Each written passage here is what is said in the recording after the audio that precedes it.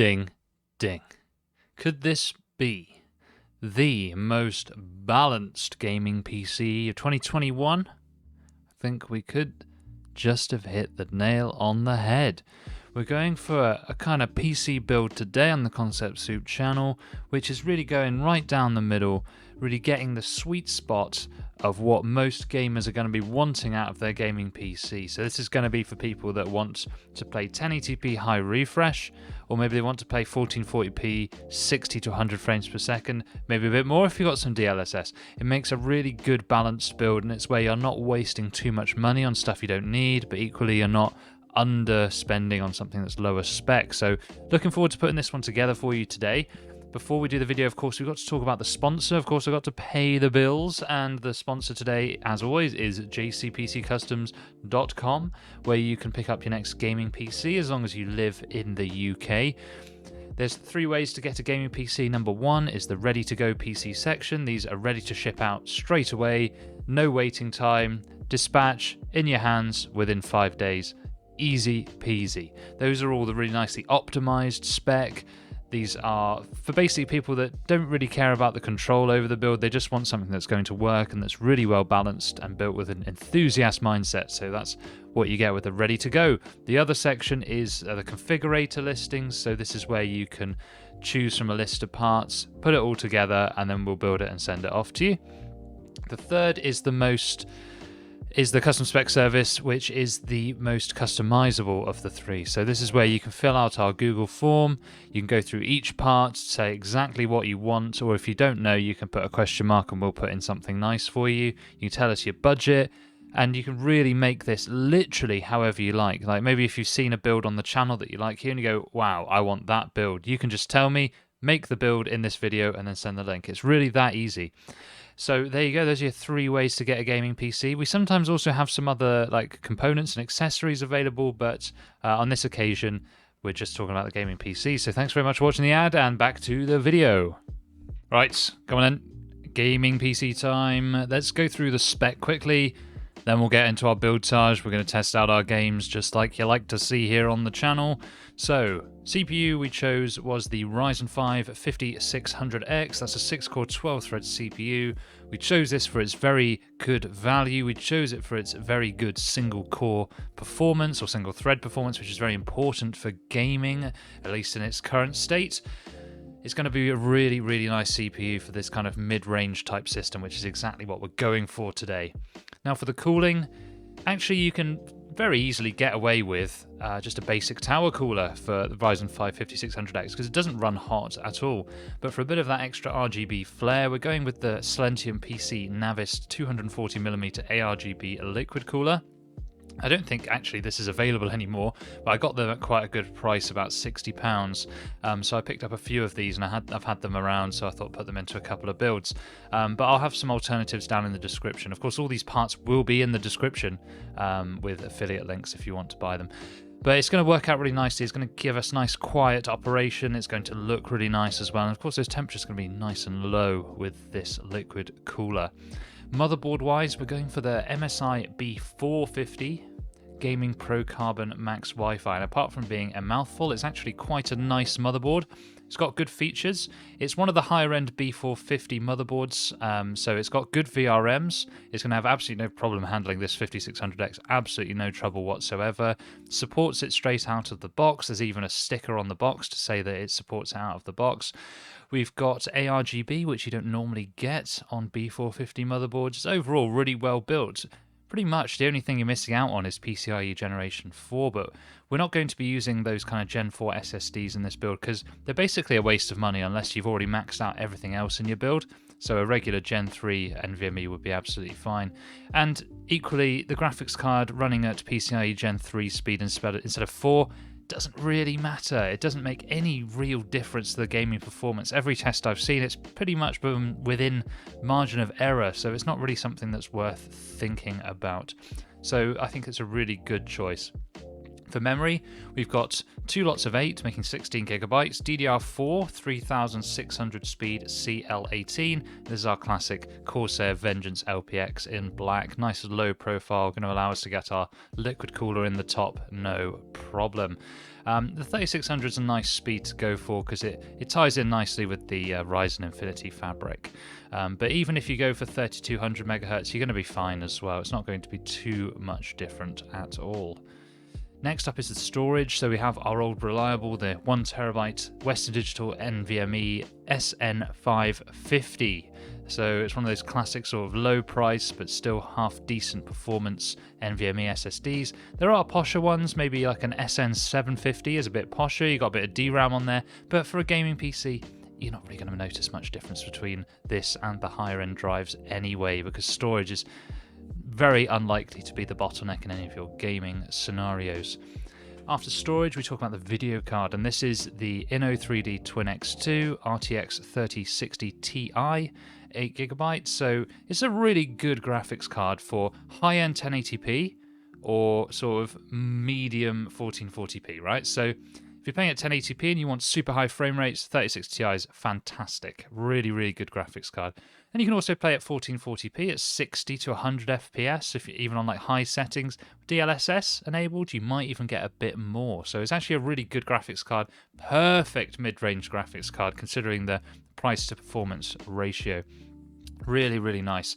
The case we're using is the Fantex P360A. That comes with 2 RGB fans in the front. We're going to be adding another one to the back, and that fan is called the SK120 by Fantex. And they all link in with the same connector, so it makes it really nice and easy. And finally, obviously the least sexy component, but critically important, is the power supply. This is the Cooler Master MWE Bronze 750 watt power supply. It's a bit over-spec'd, yes, but that gives us a bit of room in the future to add some extra components. For the sake of maybe £4 that it is up from the 650 watt model, this is certainly worth it. And running your power supply at lower loads, so between 50 and 70% of its maximum rated wattage, is actually really good for the lifespan of it. It also keeps it quiet, keeps the fan in good shape. So I think this is a really good choice for this build. But a 650 watt power supply would also be adequate as long as it's from a reputable seller or reputable manufacturer, I should say. So those are all our components. Something you might want to add is some custom sleeved cabling. I think that would really complete the look of this PC, but to keep it in budget I didn't add that, but you could easily add a nice set, and we've got some at jcpccustoms.com if you like. You can even have them, you know, if you've got maybe a graphics card with 2 8-pins, you can have them combined with one comb. It looks quite nice. But those are all the components. Let's do the build, let's do the gaming, and I'll see you on the other side. Bye now.